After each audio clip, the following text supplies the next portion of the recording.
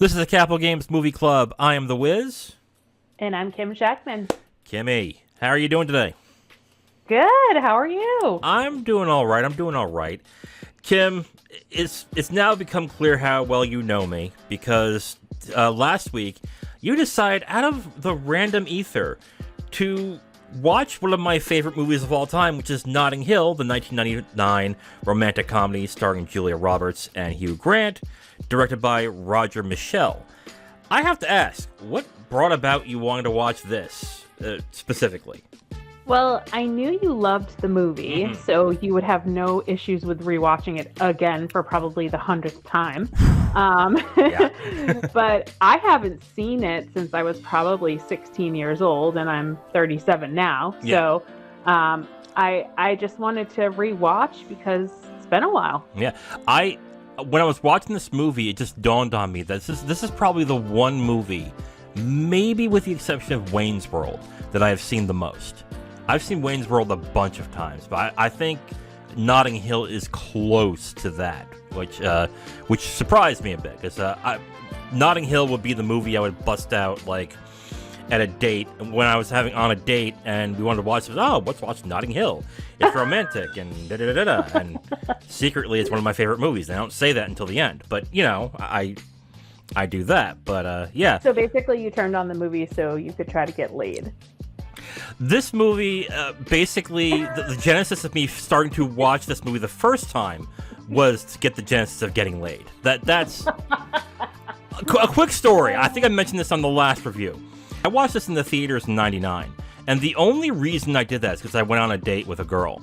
And when I saw the trailer of this, I thought, this looks awful. Like, if you watch the trailer now, the trailer is not good.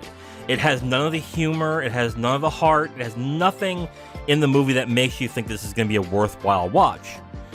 And I've never watched the trailer. Oh, God. I mean, it's on YouTube, you can check it out, but I think you'll be surprised with what the choice they made with that trailer. But then, when I went to watch the movie in the theaters with the girl that I was dating at the time, I completely did not pay attention to her at all. I love the movie so much. It's like, oh my God. Like, and yes. Oh, your poor date. I know. I mean, I think I had my arm around her, but, you know, I didn't, like, I may have get, like, but okay.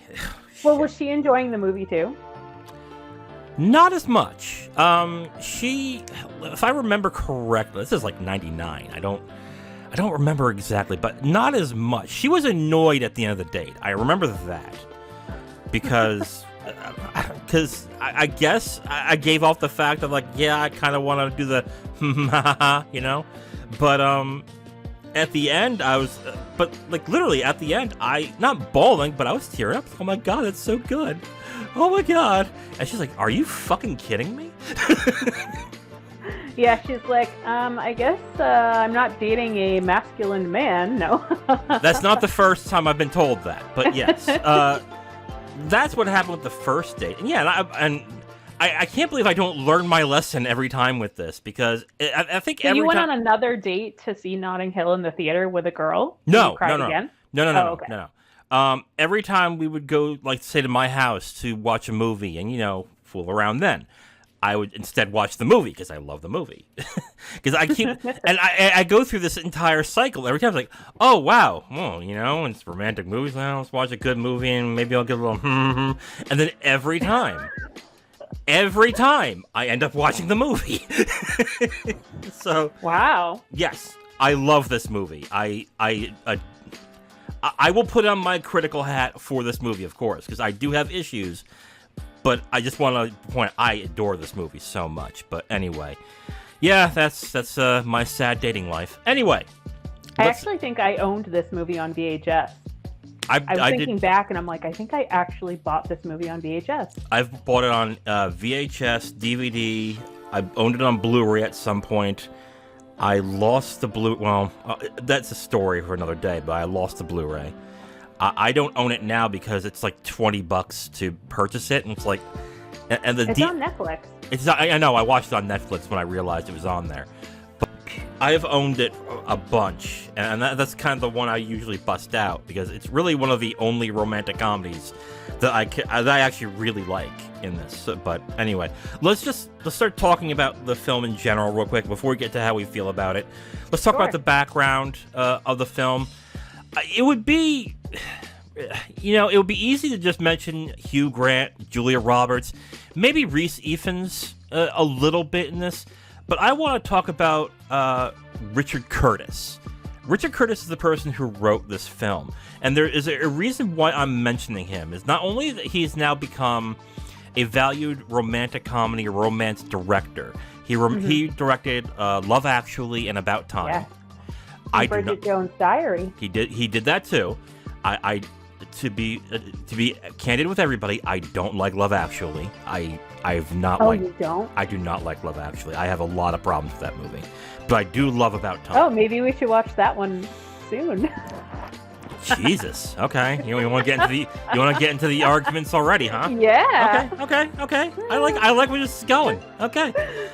So, but the thing that made him popular, what made him a writer to get behind and want to make a film with, wasn't those movies.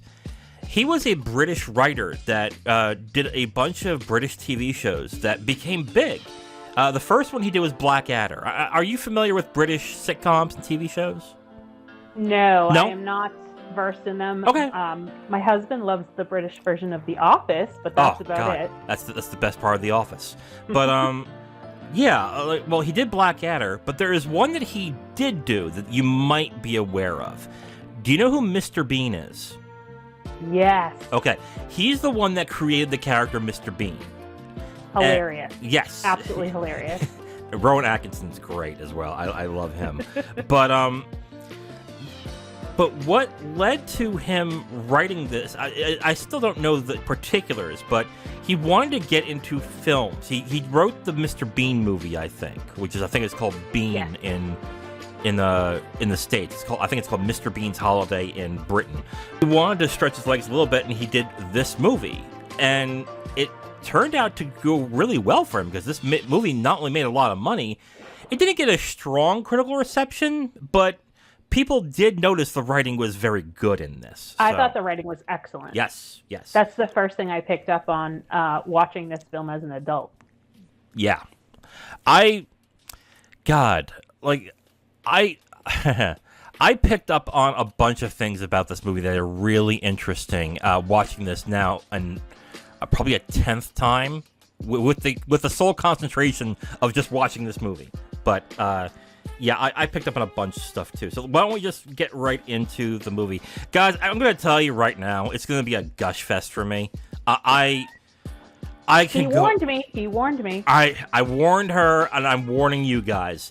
And you probably have already listened to the review of Notting Hill I did with Zero, where he's rolling his eyes going, fuck, man, really? No, that's not Zero at all. But yeah, I adore this movie. So you're going to hear a lot of gushing from me on this one. So let's get into the deeper stuff first here. The thing that I guess I should have realized after seeing it so many times, that dawned on me when I was watching the film, is that the film is a subversion to an extent of what most romantic comedies are. Most romantic comedies are usually about a guy who is trying to get a girl and fucks up along the way to eventually get that girl. This is the exact opposite. I was just going to say that. Yes, yeah.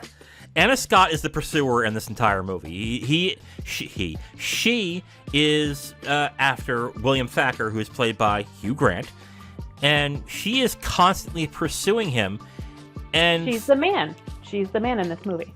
Is she? Oh yeah. And she is. Yeah. Well, if you want to go that route, sure. She's the one that messes up throughout the entire movie. But what the interesting thing about this movie is that even though she is the aggressor, it's still in the light in the eyes of William Thacker's character. So in most movies, you don't get to see the effects with romantic comedy. You don't see the effects of what the guy does, the pursuer does to mess up. You just see that he messed up and he has to correct it, and then magically the girl forgives him.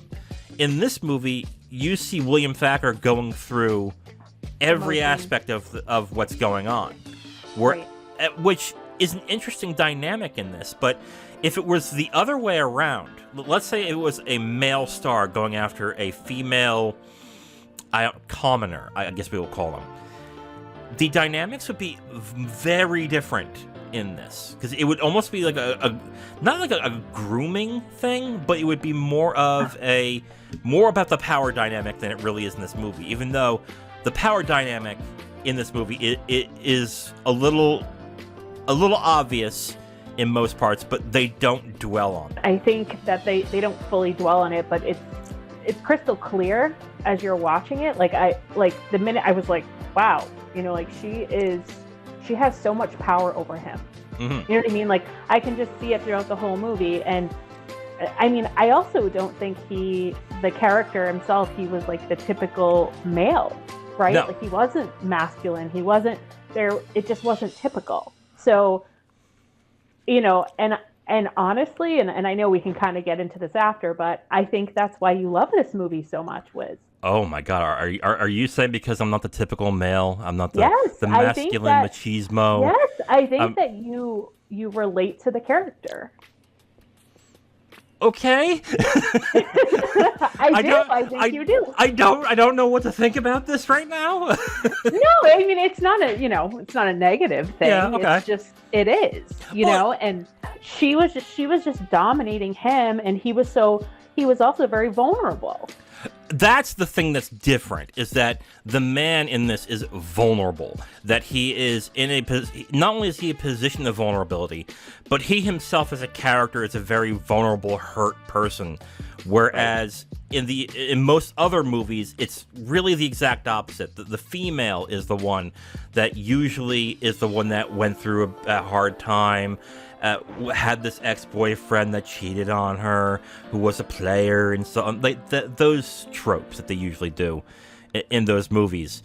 It's really the exact opposite in that as well. You might be right. It might be the fact. But I think the other thing that I thought that was interesting is that this is kind of a fantasy with most guys. Really, it's a fantasy realization, because in our society, the guys have to initiate when it comes to dating and trying to initiate a romantic relationship with a woman.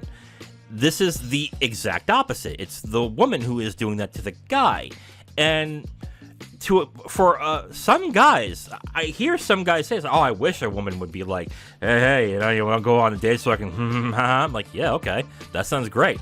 But in reality, it is kind of a weird thing on both ends, really. Well, especially in that time period, right? 1999. Yeah.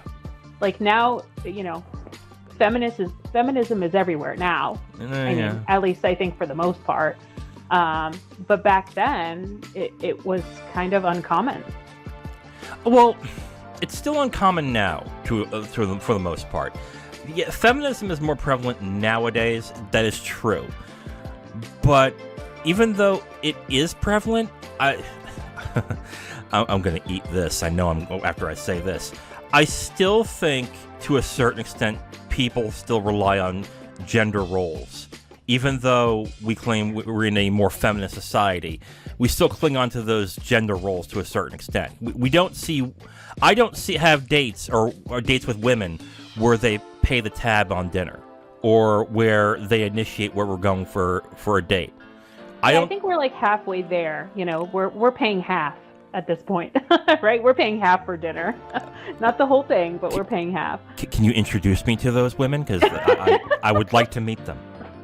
Hey, I'm the breadwinner in my family right now, so there's that. There you go. All right.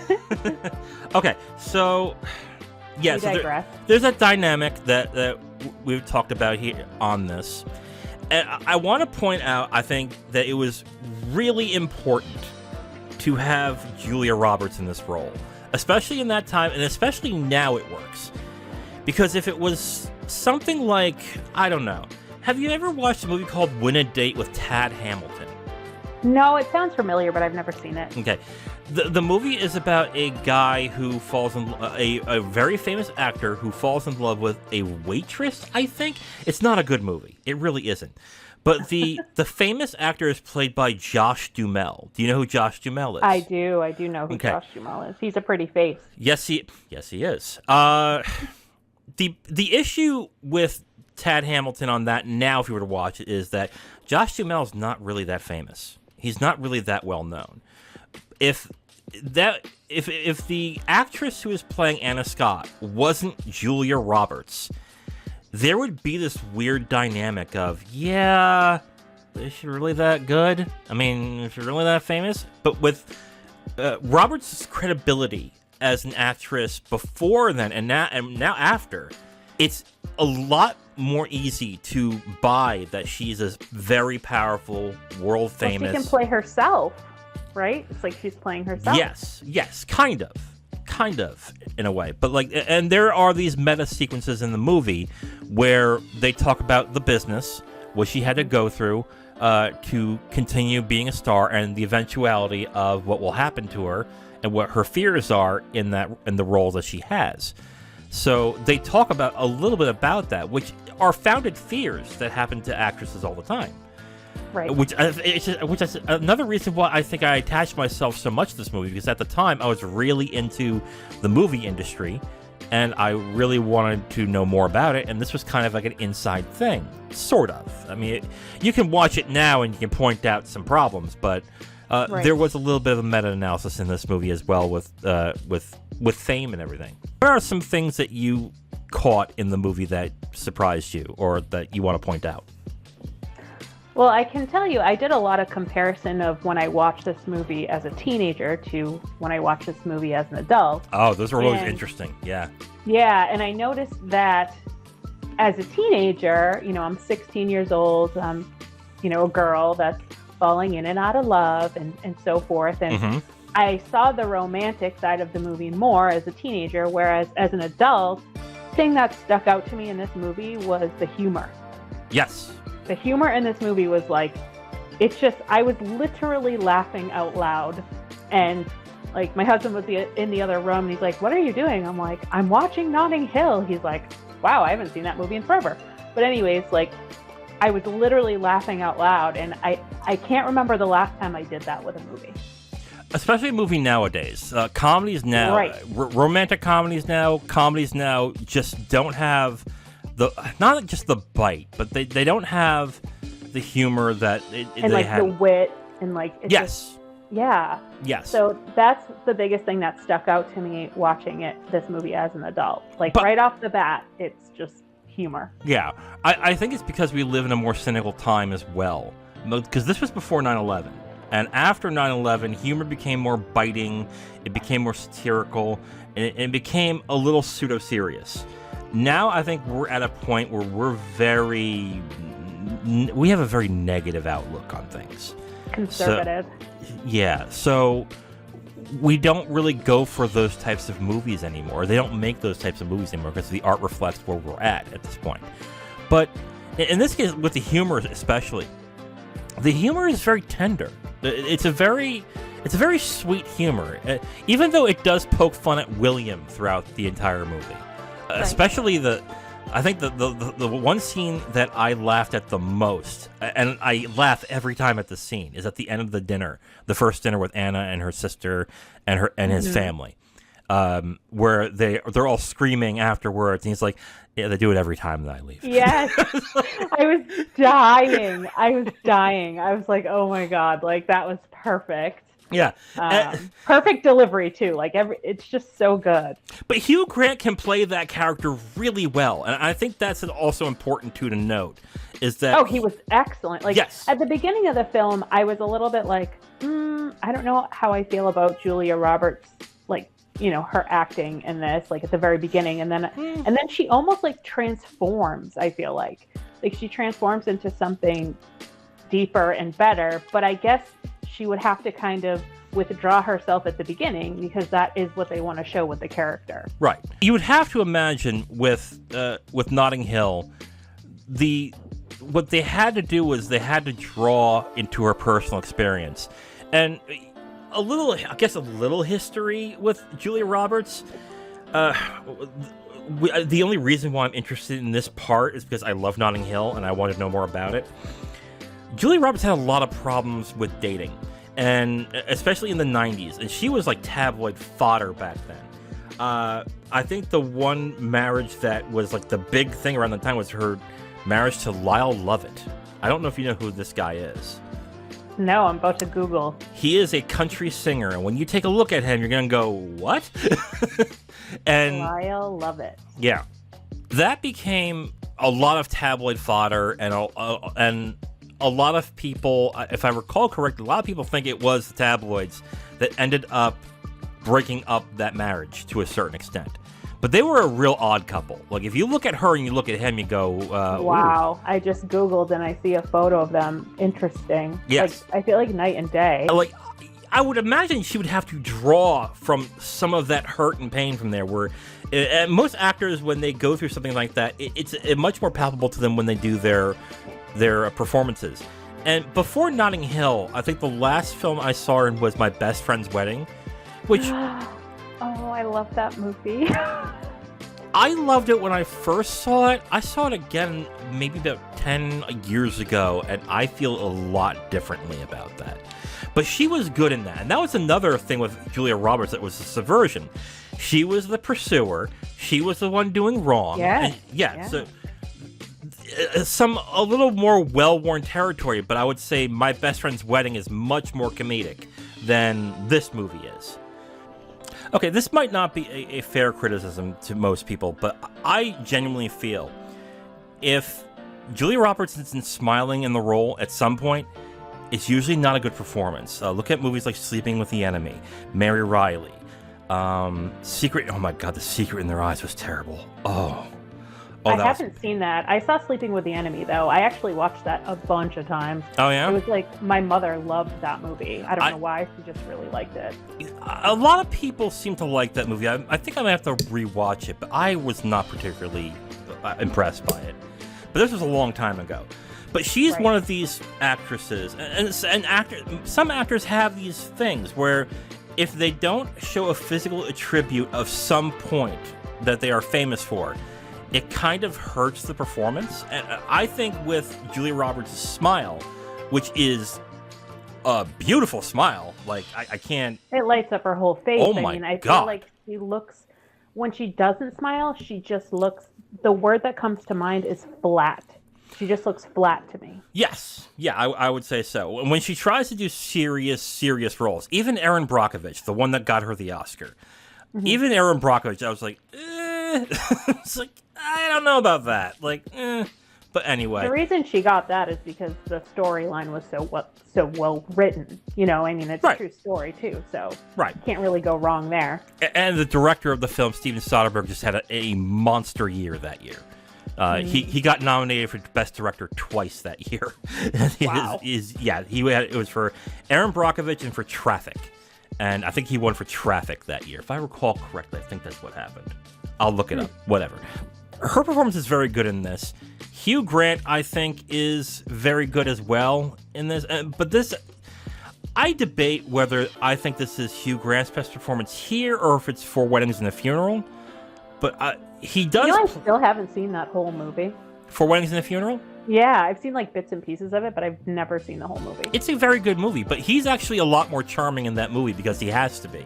That's just his character. Whereas William in this movie isn't really supposed to be charming. He's just kind of oafish and... He's timid. He's sensitive. But in that sensitive timidness is some charisma there that works. And it works because Hugh Grant can play that character really well. Yes. He does play losers pretty well. It's kind of harsh to call William Thacker a loser, but he's kind of portrayed as one in this. It came to mind as I was watching the film. Yeah. It makes me sad to say that too. Like now that I say it out loud, I'm like, aw. You know, you kind of feel bad for his character. Me too, because I like him, and I do too. I want him to win. I want him to win the girl. You know. But that's it. Okay, you just said something. You just said something interesting here, because you want him to win the girl, but he doesn't have to do any struggling in this. He's not the one that has to quote unquote win. All he has to do is let it happen, and he does. And throughout the film, he doesn't do that. I mean, well, yeah. I mean, at the same time, I like at one point I was like, oh, I really want to, I want them to be together. And then at another point, I was like, you need to stick up for yourself, like she's walking all over you. Yes, but I think that's kind of the interesting power dynamic, and I think the fantasy that some guys have with women, where the woman is the aggressor, and she is starting up everything involved in the relationship, where that is kind of a male fantasy. Well, most guys do say it's a fantasy of theirs, but in reality, I've been in that situation. It's kind of weird. It's a little weird, but okay. Before we get into my sexual history, let's move on. Performances. Okay, I'm gonna really be a critic here, and I've always fancied myself a film critic. Okay, go for it. I have to mention some issues that I have with the movie. Even though I adore this movie, it is not a perfect. There's no such thing as a perfect movie, but it's not a perfect movie, and the direction is very pedestrian in this movie. It really is. Like, if you want a visual, if I were to explain the visual style of this, it would be standard 90s romantic comedy. It's nice looking, but it's very standard and very safe. There is the one scene in the middle of the film where they do the seasons change in like a minute and a half, which is a very well shot scene. When he's walking through the market, the outdoor market. But other than that, like, there's really nothing special about the movie when it comes to the way it's shot. So that may not be much of a criticism for most people. They'd be like, oh, that's fine, whatever. But I did notice that even though, because I usually like visually distinctive movies or good writing, and the visuals of this movie are just not that appealing at all in this. And I think that's due to Roger Michel, the director, who after this movie really didn't do much else. Else to know. I was looking him up. I'm like, who is this person? And I was like, he doesn't really have much under his belt. No, I mean he's still directing to this day. It's just that the other movies that he's had are not. They're really not much to write home about, essentially. Right. What else can I say about this? I mean, I liked Rhys Ifans. I used to think Rhys Ifans' performance as Spike was pretty funny and actually very good. Oh my god, I was going to mention him actually. He was just, again, laugh out loud funny. Yes. He's like the typical bachelor. Yes. Typical bachelor living with another guy in a bachelor pad, and they just complement each other so well. Yeah, and the funny thing too is, especially in nowadays' eyes, where they want to criticize every little thing that happened in the past and say how wrong it is, you can look at him and be like, you're kind of a fucking degenerate. but the way that they still portray him is still kind of charming and kind of lovable. Like, you can understand why, even though he's kind of a pig, why William is like, it's Spike. It's like, what are you gonna do? Who he is. Yeah. But he's still like a good guy, and then right. He still cares about his roommate. Right. Just has a weird way of showing it. Yes. Yes.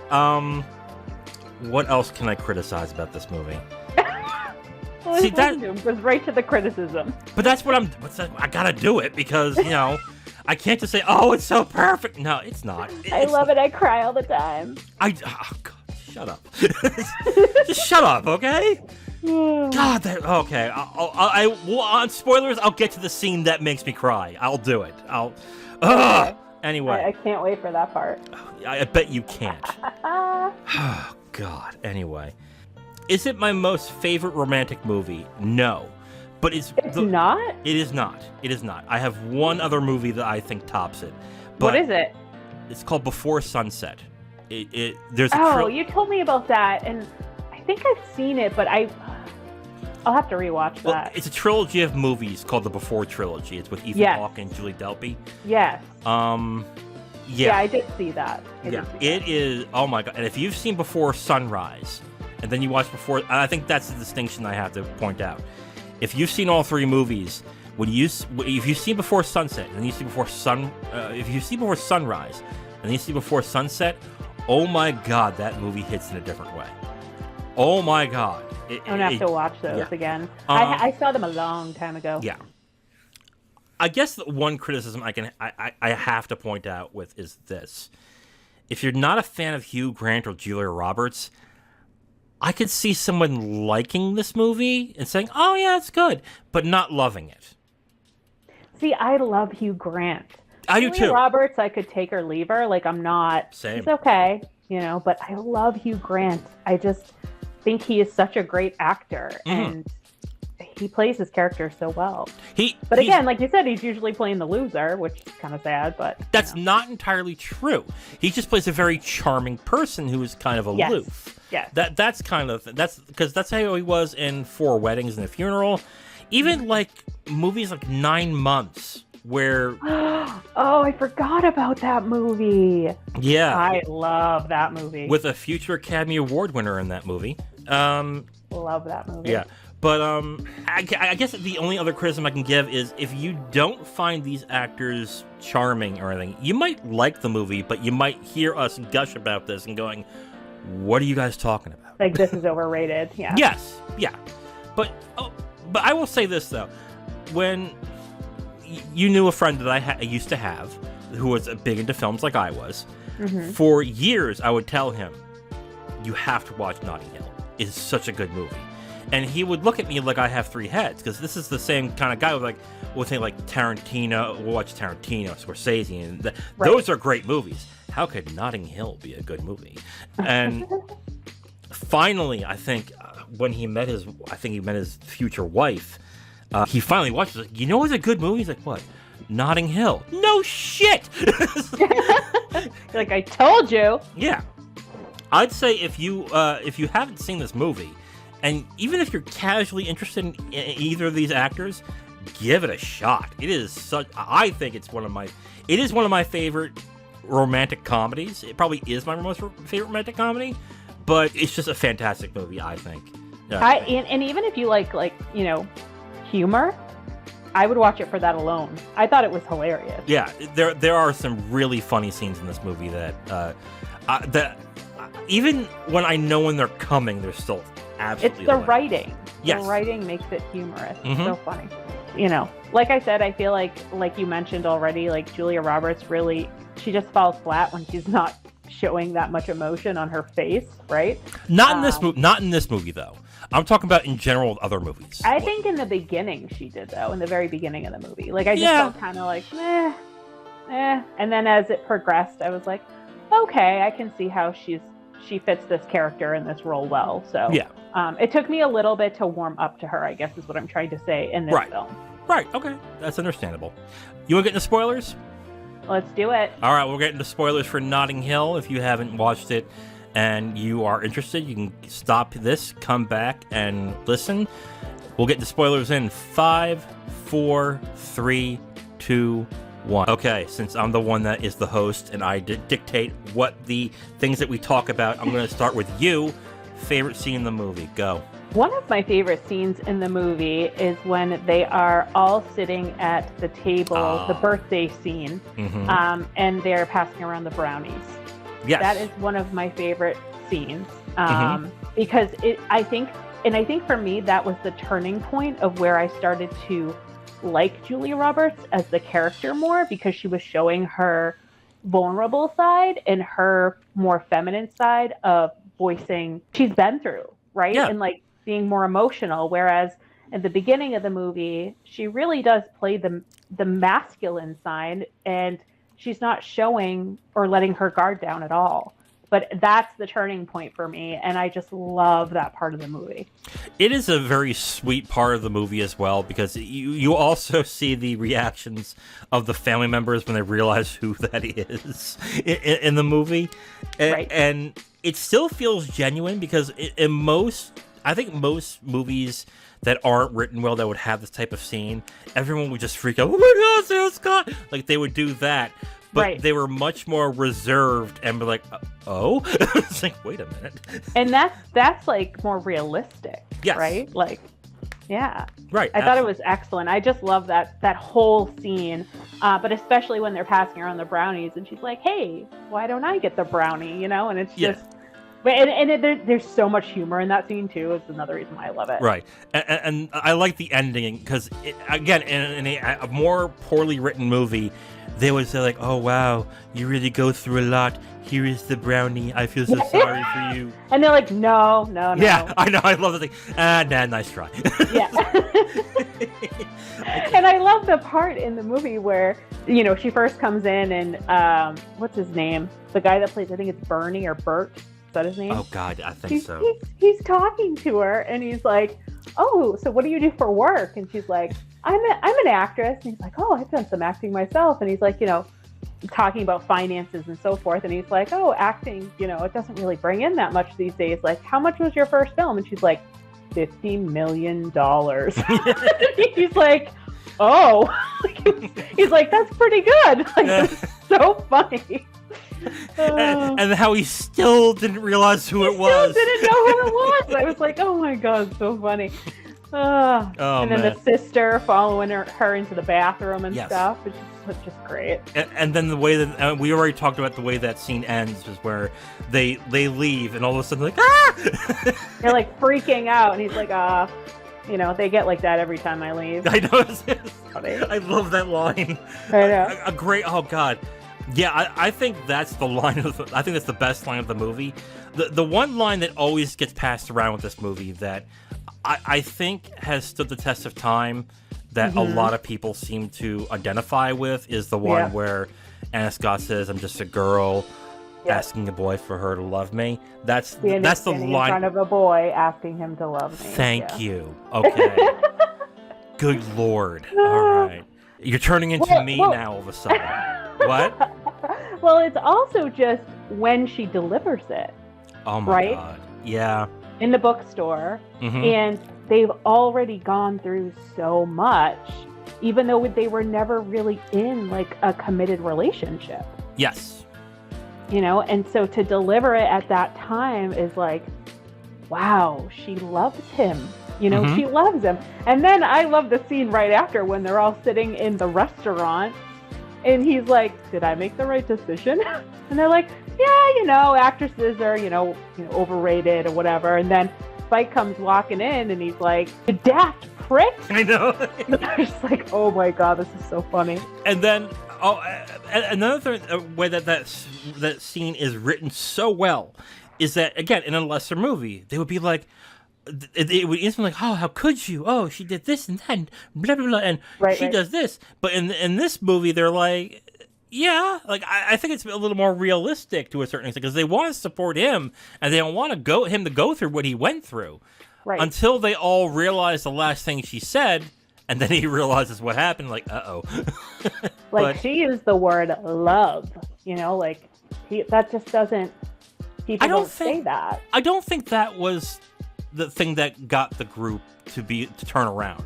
I think it was the fact that she made herself so vulnerable to him. I think this is the interesting thing that I just figured out on this one. This is the hold on, time out. When you say vulnerable, telling somebody that basically she told him that she loves him without telling him that she loves him. Exactly. So to tell somebody that you love them, that is being vulnerable, right? So that's what I'm saying. This is the only time in the movie where she is vulnerable to him. It's a key scene in this because throughout the entire time in the film, she's in power. She initiates everything. She's honestly kind of mean. She's kind of mean throughout most of the film, if you really think about it. So think about it, right? She had a boyfriend. Yes. When she started first kind of like hanging out with him, right? Right. That's kind of like, you know, really, like, I really don't give a shit if you're a $50 million movie star or actress. Like, you should still have some kind of morals, right? Sure. That bothered me. And then, you know, the scene where he gets discovered at his house with all the cameras and everything, she just automatically takes it out on him. And it's like, I guess I could understand that Right. scene and why it needed to be there, but she's really nasty to him, and I'm just like, but at the same time, I think that's all she knows.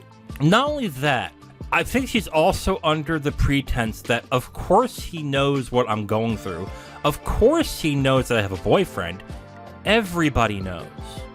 Right. I think there's that as well, because if you remember the scene where after he takes out the trash with her boyfriend and her from that hotel room and sees his friend, they all are like, "How did you not know she had a boyfriend?" Like, I didn't know. It's all over the front, the paper and so forth. Yeah. So there could be that part where she just assumed he knew. In that but part. I just feel like for somebody that's so, like, he's so kind and timid and sweet, like, you would think she'd be a little bit more nicer. But that's, yeah, of course. But she also goes through the stuff that she goes through with the press and everything. Right. So, yeah, there's that part too. Well, right at the beginning of the movie, when Spike comes downstairs and he's trying on all the T-shirts, I was dying. Oh, yeah, those were funny. That's dying. I was like, that's so cute. I was like, oh my God. The character of Spike is just great to pull away from the main romance when it's going back and forth. He's funny in this movie. Another funny scene, I think it's the press junket scene. Yes, I was just going to bring that. Horse and hound. Do you have any horses in this movie? Yeah. Well, it is set in space. He's like, is your next movie gonna have any horses or hounds? And then the woman that was taking him out of the room makes him interview all the other people. I know. She took your flowers, man. Yeah. Bitch. Oh my God, I was dying. He's like, yeah, those are for my grandmother in the hospital. Like, oh my God, it's so funny. Oh God, there's so many. Thought you were gonna be gushing and crying, but I'm just having you laughing. Oh, I haven't gotten to the one that gets me every time. I haven't gotten to that point. Oh, let's get through it. Okay. All right, let's go there. What's your favorite scene in the movie? Here we go. Fuck. It's the park scene. So explain to me the park scene. Which one? Because they're in gardens, they're in parks. After the dinner with her family and for her sister's birthday, they're walking in Notting Hill. Yeah. And they're at this gate where where she has to climb over they have to climb on the fence, and he does the whoopsie daisies thing. Which sorry to interrupt, but that's the first time I was like, wow, she's really the man in this movie. Yes. Yes. She climbs right over it, and he's just like, whoopsie daisy. I know, it's funny. So funny. But yeah, that scene's kind of sweet. But when they get over the fence, and then she kisses him for it's not the first time, but that really passionate kiss, that song that comes up is just like, oh my God, that's a good song. The music was excellent in this movie, by the way. It is. And then they get to the park bench. Where it is talking about the guy that will always, oh my God, fuck. And she's sitting there, and you see, and the camera pans out, and he's walking away, and it's almost like he's like, I don't think she wants me to sit next to her. Yes. But then she's like, come sit with me. Mm-hmm. And it's just like, oh my God. Oh my God. You seriously fucking crying right now? Fuck you. Fuck you. That's not the thing that gets me. It's when they talk about the inscription on the actual bench. About her husband. Because and again, that's when you can see a tiny bit of sadness in her character and vulnerability, and the masculinity kind of fades away, where she's lonely. She's lonely. Yeah. And it's so sad. And yeah. And he's just like, well, this is pretty much my whole life is like this. Yeah, pretty much. He got divorced. His wife left him. It's just like, yeah, welcome to the club. Yeah. But it is such a sweet scene. It's a scene that, God, man, again, every time, I even know what's gonna happen, and I'm like, oh my God, Why can't I'm I have surprised. this? Like, I don't know. Like, I truly think. See, you want to be the character. You want to be Hugh Grant. I don't want to be Hugh. Actor. No. Yeah, Or hold you up. are. Hold You up. are. Hold up. Okay, first off, I'm not that handsome. Secondly, I do have long hair. But third, not the power dynamic of it. I want what these characters are bound, because you know at the end of the film they're going to get together. You know it. But even when you know it, you want that special, tender scene that they're having where they're in this part, and they show at the end of the movie too. Yes, where they're in it is the a park. moment. It is a and she's so that's the scene I thought you were like cried at was the end. Not the end. You're No. like, oh, they're in the park, but no, now this makes sense. But Oh yes, my God. they go back to the bench at the end of the movie, and she's laying there. And one thing I didn't realize when I watched this movie as a 16-year-old was at the end she's pregnant. Yep. I didn't realize that. I was like, oh, that makes it that much sweeter. I know. Oh God, and that's actually the testament of a really good writing, because sometimes with movies you can watch the first time and get that effect, be good, but then if you rewatch it and you know what happens, the effect dims a bit. Right. But now that I know what happens at the end of the film, it's actually it hits that much harder. I'm like, oh my God, like yeah, I'm a woman. What do you want? Okay, like yeah, you kind of are. God, gee whiz, I wonder why you're single, huh? Let me think about that one. Yeah, great. No, it is such a good movie. Oh, but it's so good. But I will be honest with you, for me, like, so I can understand why you love that scene so much and why it gets to you. Because I'm a bitch? Yeah, basically. Oh my God! I'm just kidding. Just kidding. No. End of podcast. You're like, and delete. No. I think for me, I liked that scene, but I have to join the bandwagon. I really love the scene with the classic line in the bookstore. It got to me more. I don't know why. I think because I was like, even though I've seen this movie, I still wasn't expecting it. Yeah, it's a very good line. It's very well executed.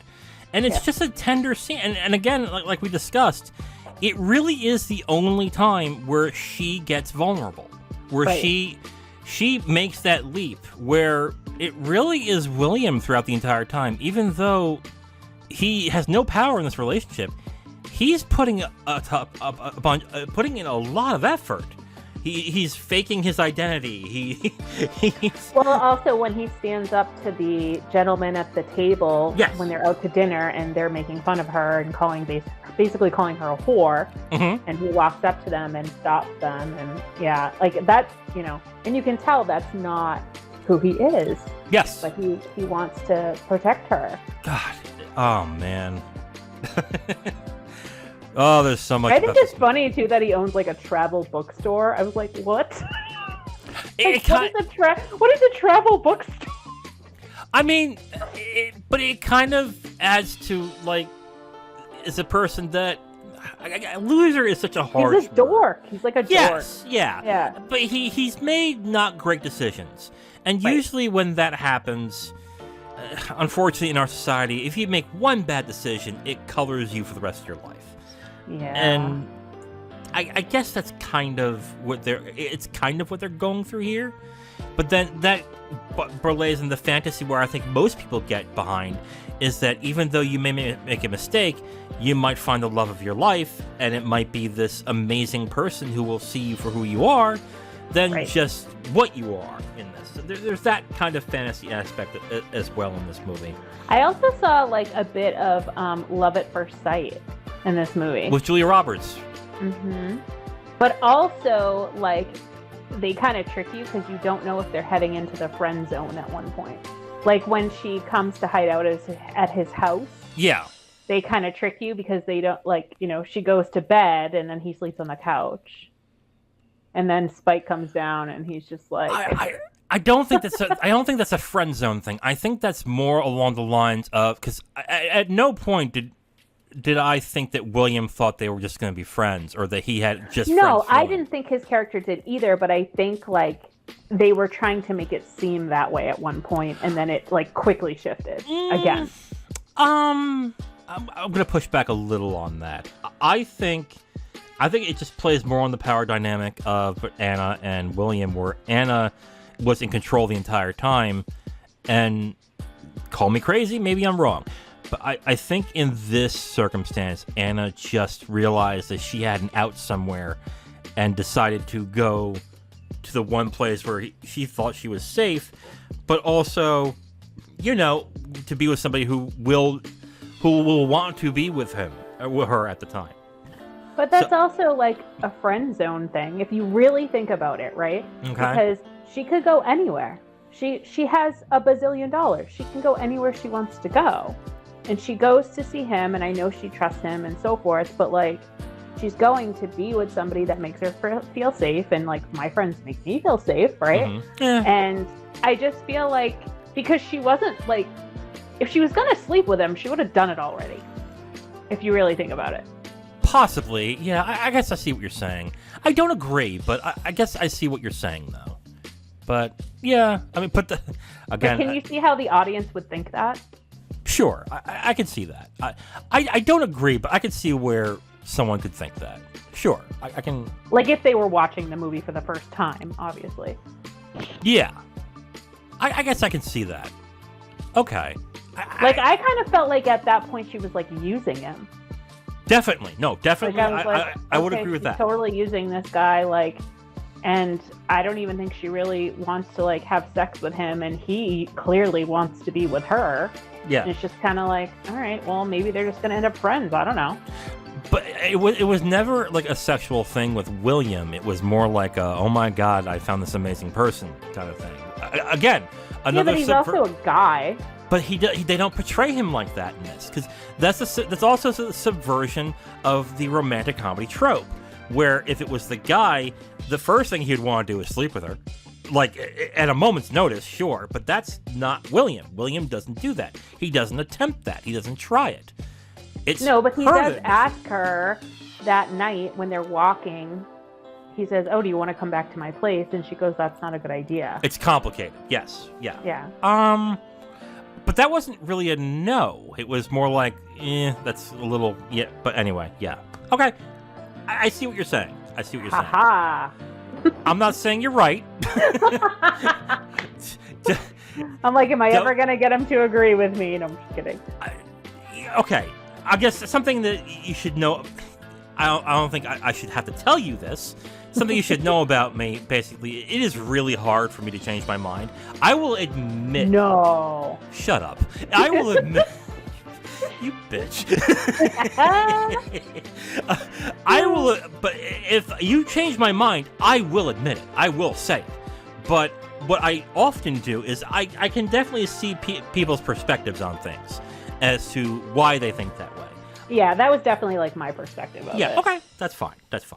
You're wrong, but that's fine. Screw you. Yeah, well, anyway. Okay, anything more you want to talk about with spoil? I think we just spoiled the entire movie. I know, like, sorry guys. Let's get into final thoughts. You go ahead. What are your final thoughts of the movie? What's the rating you give it? I give the rating a 4, a solid 4. Okay. 4 stars. And the reason why is because I think, like you said, it's not like I guess it's your typical 90s romantic comedy, but nowadays it's not. They're not as good. They're not as well written as they were in the 90s, especially for this film.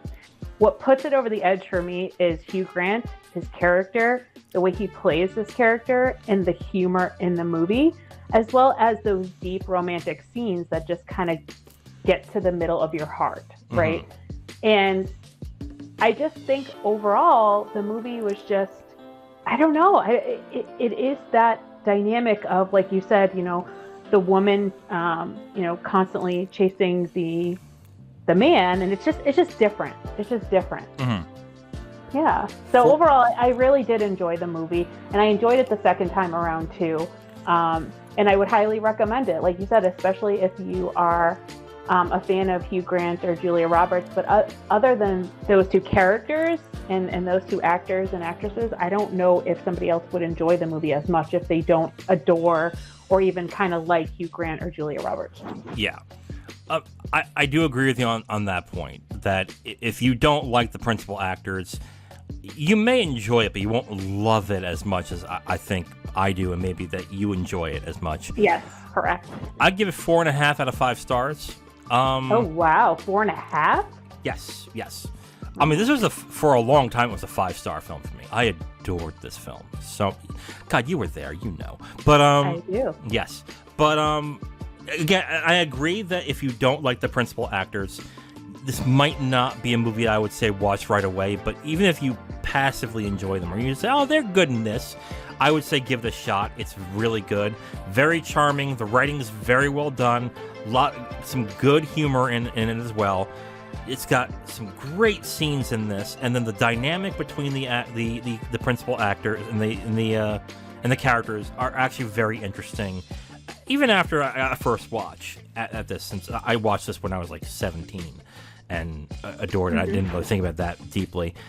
If I'm criticizing one thing in this movie, it's the direction, and it's not that the direction's bad, it's just pedestrian. Yeah, that's really it. I mean, but that's really enough for me to knock it a half star, because I know of some romantic movies that do some interesting things with shooting and everything, and the way that the film is dynamically done, that Notting Hill doesn't do. It is, in all intents and purposes, a standard romantic comedy, but with some subversion to it. But even though that is the case, it is something that I deeply enjoy, and I can't get enough of. I think when you become a curmudgeonly film critic like me, and you, from what I've told, I hate everything. When you get that way, there's going to be a couple of movies that even if someone were to point out, well, what about this part? What about, yeah, that's true. I'm still going to love it anyway because I have this deep attachment to it. I think Notting Hill is just that to me, to a certain extent. So I will always love this movie. Even I will probably be 80 years old talking to you and like, oh, I saw Notting Hill last night. Like, oh, I can't hear you. I still do think it's pretty funny that this is one of your favorites. Oh, God, I adore this movie so much. But yeah, 4.5 out of 5. Yeah, if you really like romantic comedies, and I guess if you want to get laid, don't watch it, because you'll probably watch it more than you'll try to attempt to get laid, if you're like me. Unless you're not a William Thatcher. Wait, what? Unless you're not a William Thatcher. Oh, yeah, that's true. Yeah. Yeah. But anyway, yeah. God damn it, I'm starting to regret this. Oh. 4.5 out of 5 stars. Thankfully, we'll watch something else that you won't have me be called a bitch at some point. Yeah, right. Yeah. Okay, 4.5 out of 5 stars for Notting Hill. I adore this movie, but anyway, I digress.